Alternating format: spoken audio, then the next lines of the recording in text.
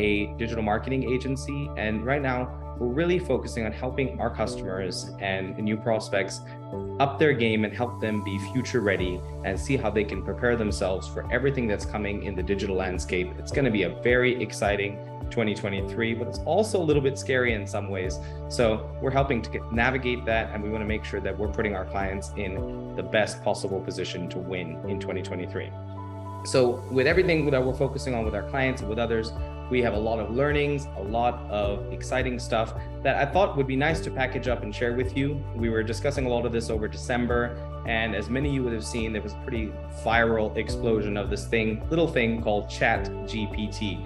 And that was sort of the last kind of push over the edge that we needed to go ahead and do this, and we thought that it was the right time to talk about this topic. So what we're going to cover today is a little bit of background of how we got here, a little bit of the history of sort of AI and marketing technology as we see it right now.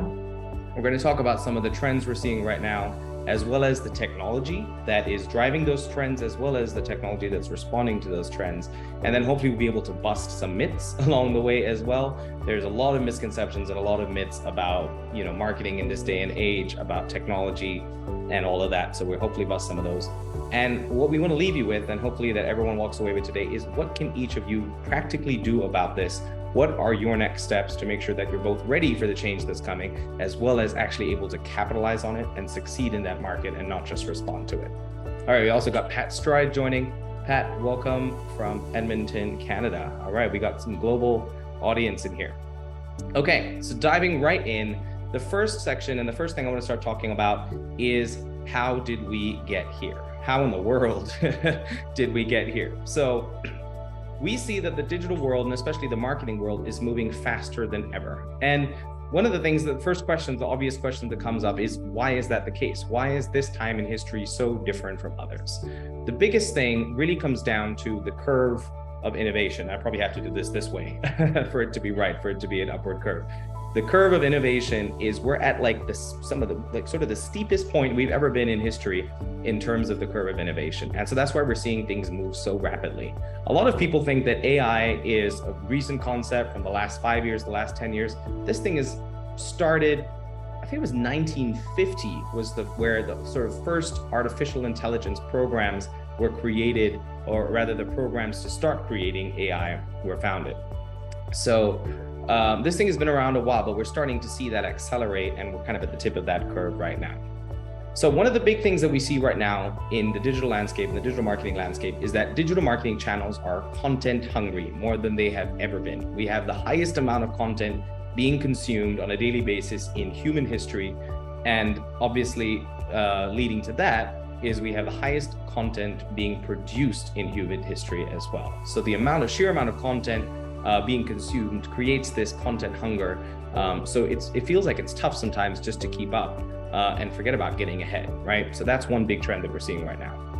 Another one is a direct result of this is information overload. So when you have this amount of content being produced, right, where you have TikTokers, you have influencers, you have brands, all of them are producing content on a daily basis. Whenever in human history did a brand of any sort need to put out some kind of publication or piece of work or content every single day? It just didn't happen. But now that's happening, right? So what that means is people are starting to look for something truly unique. They want something novel, something different. One of the trends that we've seen blow up, especially in recent years, but is expected to continue to rise in this next year, is user-generated content. So people don't care as much sometimes what brands are saying, but they want to know what other people are saying about their brand. They want to see how people are interacting with the services, with the products, and the things that brand offers, which leads right into interactive experiences. So marketing right now is much more conversational and two-way than it is a one-way thing. If you think of traditional marketing, newspapers, magazines, even email, even, WhatsApp broadcasts, to some extent, social media can be very one-way, where you're pushing out content, you're expecting people to like it, you're expecting people to engage with it. Now, the way technology is and the way these platforms they've enabled us to have two-way conversations where in real time, people can interact with brands and brands can respond back to them. And that's created, again, like a level up, and the expectations have moved up for the type of content that you need to be producing. So conversational messaging is another big trend.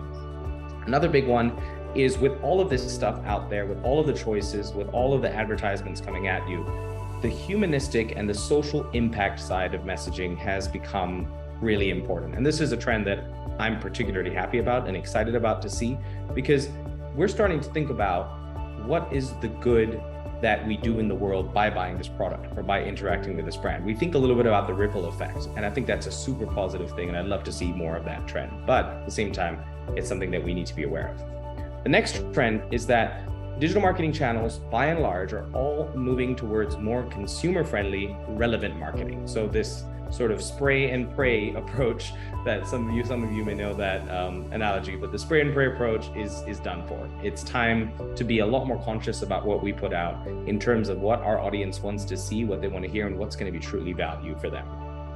Along with that is a lot of data accountability. We've seen in recent years with GDPR, with the removal of cookies, the diminishing of third-party data, that people are focusing much more on first party, permission marketing, consent marketing. Do you have the right and sort of the permission to be able to reach out to these people? And most importantly, it's not a legal thing at the end of the day. It comes down to, does this person want to hear from you? Are they interested in what you have to say? And does it add value to their lives?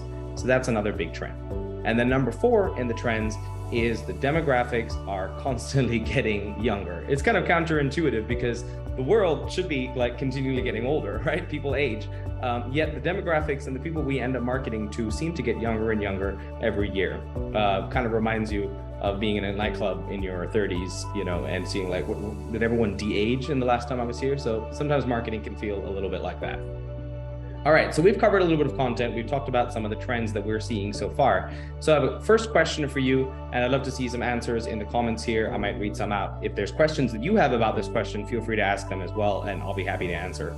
But my first question is, what do you think about these marketing trends? Do you agree with these marketing trends? And have you seen some of this? So it could be a yes or a no. And in addition to that, if you want to add on a little bit, what are some of the other big ones you're seeing? As well as, do you have any questions about what we've talked about so far?